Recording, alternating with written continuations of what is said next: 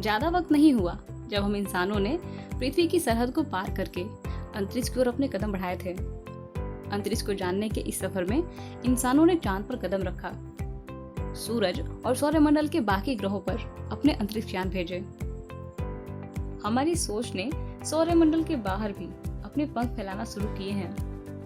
हमारे टेलीस्कोप्स ब्रह्मांड के अनसुलझे रहस्यों को सुलझाने में लगे हुए हैं। वो ढूंढ रहे हैं ऐसे ग्रहों को जिसे हम अपना अगला घर बना सकते हैं।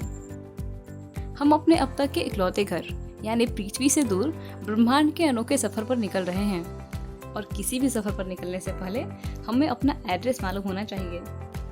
ब्रह्मांड में हम दूर तक का सफर तय कर पाए, इसलिए हमें पता होना चाहिए कि हमारी पृथ्वी ब्रह्मांड में कहाँ है। तो चलिए आज के इस वीडियो में हम जानते हैं अपने कॉस्मिक एड्रेस को। ये है हमारे कॉस्मिक एड्रेस की पहली लाइन। हमारी पृथ्वी, जिसे ब्रह्मांड ने जिंदगी का खूबसूरत तोहफा दिया है। यहाँ हवा, पानी और जिंदगी के लिए सारी सुविधाएं मौजूद हैं। यहाँ पर करोड़ों जिंदगियां आराम से फल फूल रही हैं। हमारी पृथ्वी अपने तारे से 15 करोड़ किलोमीटर दूर है, जिसे हम सूरज कहते हैं। सूरज पृथ्वी पर जीवन की सबसे बड़ी वजह है। सूरज ही पृथ्वी की हर तरह की एनर्जी का अल्टीमेट सोर्स है। हमारी पृथ्वी अपने चांद के साथ सूरज के चारों ओर चक्कर काटती है। चांद पृथ्वी को उसकी धुरी पर स्थिर रखने का काम करता है, जिसकी वजह से हम सभी पृथ्वी पर अलग अलग तरह के मौसम को एक्सपीरियंस कर पाते हैं। एक भरा पूरा परिवार है हमारा, जिसे सौर परिवार कहा जाता है, यानी कि सोलर सिस्टम। इस परिवार में सिर्फ ये तीनों ही नहीं, बल्कि और भी बहुत सारे सदस्य हैं। पृथ्वी के अलावा यहाँ और भी 7 ग्रह हैं, जो अपने अपने चंद्रमाओं के साथ सूरज का चक्कर काट रहे हैं। सौरमंडल में करोड़ों की संख्या में एस्टेरॉइड्स भी हैं, जो मंगल और बृहस्पति की कक्षाओं के बीच पाए जाते हैं। सोलर सिस्टम के आखिरी छोर पर लाखों की संख्या में बर्फ के टुकड़े एक पट्टी की शक्ल में सूरज के चारों ओर चक्कर लगाते हैं। इस पट्टी को कुइपर बेल्ट कहा जाता है। ये हमारे फेवरेट प्लूटो का घर है, जिसे हम कभी सौरमंडल के 9वें ग्रह के रूप में जानते थे।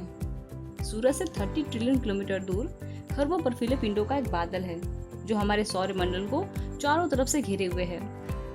सोलर सिस्टम हमारे कॉस्मिक एड्रेस की दूसरी लाइन है।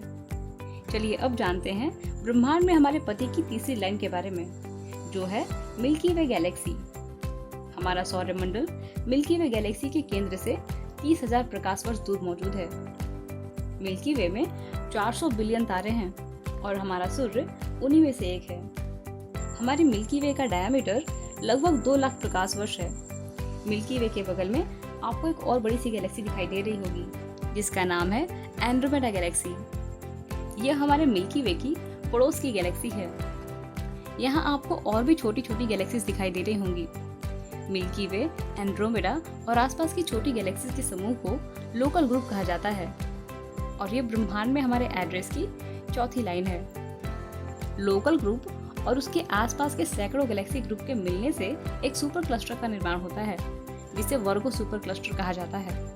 इस सुपर क्लस्टर का डायमीटर 110 मिलियन लाइट ईयर्स है। वर्गो सुपर क्लस्टर में लगभग 2000 गैलेक्सीज हैं और ये हमारे कॉस्मिक एड्रेस की 5वीं लाइन है। 2014 में हुई एक स्टडी से पता चला है कि वर्गो सुपर क्लस्टर एक और भी बड़े सुपर क्लस्टर का भाग है, जिसे कहा जाता है लैनियाकिया सुपर क्लस्टर। इस सुपर क्लस्टर का डायमीटर 500 मिलियन लाइट ईयर्स है और इसमें लगभग 1 लाख गैलेक्सी शामिल हैं। हर आकाशगंगा में हमारे सूर्य की तरह न जाने कितने ही तारे होंगे और उन तारों के चारों ओर न जाने कितने ही ग्रह चक्कर काट रहे होंगे। हो सकता है कि उनमें से कई ग्रह हमारी पृथ्वी के जैसे हो और उन पर जीवन भी हो। लैनियाकिया सुपर क्लस्टर यूनिवर्स में हमारे पति की 6ठी लाइन है। इतना बड़ा होने के बावजूद भी यह उस ब्रह्मांड का मामूली सा हिस्सा ही है, जिसके ओर छोर का कोई पता नहीं, जिसमें बहुत सारी आकाशगंगाएं हैं, ब्लैक होल्स हैं, प्लैनेट्स हैं और कुछ ऐसी चीजें भी हैं जिनके बारे में हम कुछ भी नहीं जानते। ये है हमारा ऑब्जर्वेबल यूनिवर्स और फिलहाल के लिए ये ब्रह्मांड में हमारे पति की आखिरी लाइन है। हम अपनी इमेजिनेशन में भी इसके आगे के यूनिवर्स को इमेजिन नहीं कर सकते। अगर आप वीडियो में यहाँ तक पहुँच चुके हैं तो जाहिर है अब तक आपको महसूस हो रहा होगा कि हम कितने छोटे हैं। खुद हमारी पृथ्वी भी इस बड़े से यूनिवर्स में एक एटम से भी छोटी है।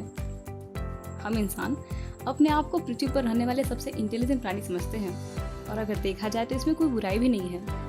लेकिन अगर हम अपने इंटेलिजेंट होने पर प्राउड करते हैं तो ये हमारी जिम्मेदारी है कि हम अपनी छोटी सी दुनिया को खूबसूरत बनाएं और ज़िंदगी के तोहफे को एंजॉय करें।